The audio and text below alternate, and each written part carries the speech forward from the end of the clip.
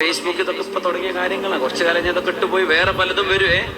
അപ്പൊ ഇതൊക്കെ ഔട്ട്ഡേറ്റഡ് ആയിരിക്കും. പക്ഷെ പറയാൻ എനി സോഷ്യൽ പ്ലാറ്റ്ഫോം നമ്മൾ ഉപയോഗിക്കുന്നുണ്ടോ, നമ്മൾ അതിന്റെ മേൽ ചോദ്യം ചെയ്യപ്പെടും. ഒരു വ്യക്തിയെ അറ്റാക്ക് ചെയ്യാൻ പാടില്ല. ഇസ്ലാമിന്റെ നിയമം പറയാം, ആശയത്തെ, ചിന്താധാരയെ, വ്യൂ പോയിന്റുകളെ നമുക്ക് നിരൂപണം ചെയ്യാം. പക്ഷെ ഒരാളെയും വേദനിപ്പിക്കരുത്, ഒരാളെയും പേരെടുത്ത് പറഞ്ഞ് വേദനിപ്പിക്കരുത്, ഒരാളുടെയും പേരോ ഫോട്ടോ വെച്ചിട്ട് എന്ത് ചെയ്യരുത്, അപമാനിക്കരുത്. നമുക്ക് ചെയ്യാൻ പാടില്ല.